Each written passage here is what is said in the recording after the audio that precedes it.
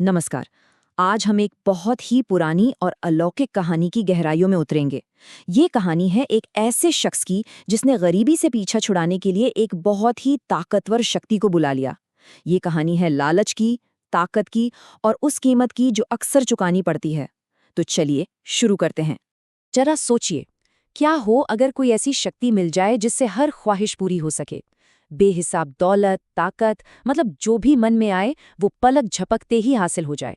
पर ऐसी बेहिसाब ताकत की आखिर कीमत क्या होगी? आज की हमारी कहानी इसी सवाल के इर्द गिर्द घूमती है। हमारी कहानी की शुरुआत होती है 1950 के दशक में, असलम शेख के साथ। असलम अरबी और उर्दू का एक शिक्षक था। इल्म तो बहुत था उसके पास, लेकिन वो बहुत ही ज्यादा गरीबी में जी रहा था। अपने दादाजी के गुजर जाने के बाद वो दुनिया में बिल्कुल अकेला और बेसहारा रह गया था। हालात ये थी कि अक्सर भूखे पेट ही सो जाना पड़ता था। एक दिन अपने दादाजी का पुराना संदूक खंगालते हुए असलम के हाथ एक पुरानी फारसी किताब लगी। उसे जरा भी अंदाजा नहीं था कि ये किताब उसकी किस्मत हमेशा हमेशा के लिए बदलने वाली थी। उस किताब में छुपा था हमजाद का राज, एक ऐसी ताकतवर रूहानी परछाई जो हर इंसान के साथ पैदा होती है, और अगर उसे काबू कर लिया जाए तो वो आपका गुलाम बनकर आपकी हर इच्छा पूरी कर सकती है। तो अपनी गरीबी से तंग आ चुका असलम अब इस खतरनाक रास्ते पर चलने का फैसला कर लेता है। वो शुरू करता है 21 रातों का एक मुश्किल अमल, और इसके नियम बड़े ही सख्त और साफ थे। पहला, 21 दिन तक सिर्फ सादा खाना खाना है। दूसरा, हर रात ठीक 12 बजे एक चिराग के सामने बैठकर अमल पढ़ना है। तीसरा, सुबह के 3 बजे एक खास पेड़ के नीचे एक रोटी रखनी है। और चौथा और सबसे जरूरी, रोटी रखकर बिना पीछे मुड़े सीधे वापस चले जाना है, एक बार भी पलटकर नहीं देखना। जैसे ही अमल शुरू हुआ, आजमाइशें भी शुरू हो गईं। एक रात जब वो रोटी रखकर लौट रहा था तो उसे अपने प्यारे मरहूम दादाजी की आवाज़ सुनाई दी, जो उसे पीछे मुड़कर देखने के लिए कह रही थी। लेकिन असलम जानता था, ये एक धोखा था, हमजाद की तरफ से उसके इरादे को तोड़ने के लिए रचा गया एक वहम। और ये तो बस शुरुआत थी। हर रात के साथ खौफ और बढ़ता जा रहा था। दीवारों पर अजीबो गरीब साए नाचते, हवा में औरतों की दिल दहला देने वाली चीखें गूंजतीं। ये सब उसके दिमाग पर हमले थे, ताकि उसका ध्यान भटक जाए। पर असलम डटा रहा। 20वीं रात को वो चीज़ और भी करीब आ गई। जब असलम मंत्र पढ़ रहा था तो उसने देखा कि उसकी अपनी परछाई के ठीक बगल में एक और साया खड़ा है, जो हूबहू उसी की तरह है। वो साया फसफसा रहा था, उसे अपनी तरफ देखने के लिए उकसा रहा था। लेकिन असलम ने अपनी नजरें नहीं हटाईं। उसका ध्यान मजबूत था। और फिर 21 रातों की उस भयानक आजमाइश के बाद आखिरकार असलम कामयाब हो ही गया। हमजाद उसके सामने हाजिर हुआ और उसकी खिदमत करने को तैयार भी हो गया।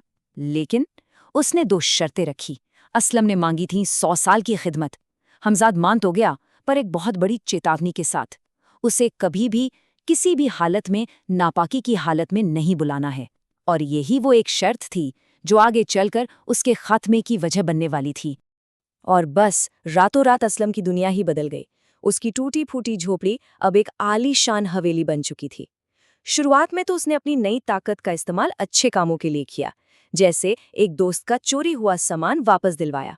उसकी शोहरत दूर दूर तक फैलने लगी। लेकिन ये अच्छा दौर ज्यादा दिन नहीं चला।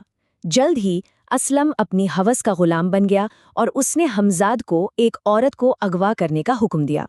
और जब वो औरत उसके बच्चे की माँ बनने वाली थी तो उसने उसे छोड़ दिया।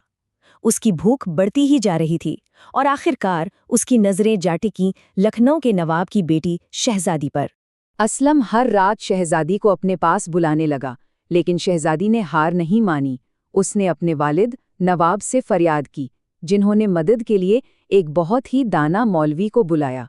मौलवी साहब फौरन समझ गए कि ये किसी ताकतवर चीज, शायद किसी जिन या हमजाद का काम है। मौलवी ने एक तरकीब सोची। उन्होंने शहजादी के चारों तरफ एक रूहानी घेरा, एक हिसार बना दिया। ये एक तरह का सुरक्षा कवच था जिससे हमजाद जैसी कोई भी गैबी ताकत पार नहीं कर सकती थी। असलम की पहली कोशिश नाकाम हो गई। जब हमजाद शहजादी को लाने में नाकाम रहा तो असलम गुस्से और बौखलाहट से भर गया। उसने बिना सोचे समझे हमजाद को किसी और औरत को लाने का हुक्म दे दिया। इस बात से बिल्कुल बेखबर कि मौलवी ने उसके शहर का पता लगा लिया था और जाल बिछाया जा चुका था। और ठीक उसी वक्त जब असलम अपनी नई शिकार के साथ था, मौलवी के आदमियों ने उसकी हवेली पर धावा बोल दिया। उन्होंने उसे ठीक उसी हालत में पाया जिसकी मौलवी ने पेशिनगोई की थी, नापाकी की हालत में। मौत को अपने सामने देखकर असलम बुरी तरह घबरा गया।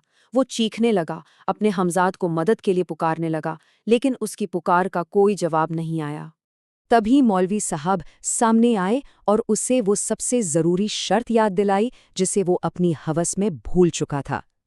नापाकी में मौलवी ने कहा, तुम्हारा हमजाद तुम्हारे पास नहीं आएगा। असलम ने अपनी सबसे बड़ी ताकत की सबसे बड़ी कमजोरी को नज़रअंदाज कर दिया था।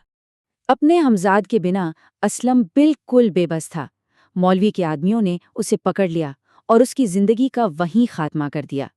उसकी कहानी, जो गरीबी से शुरू होकर दौलत और ताकत की बुलंदियों तक पहुंची थी, एक बहुत ही दर्दनाक और अचानक अंजाम पर आ गई। असलम शेख की ये कहानी हम सब के सामने एक बहुत बड़ा सवाल छोड़ जाती है। क्या बेहिसाब ताकत और दौलत उस कीमत के लायक है जिसमें इंसान अपनी इंसानियत और आखिरकार अपनी जिंदगी ही गंवा दे? ये एक ऐसा सवाल है जिस पर हम सभी को सोचना चाहिए।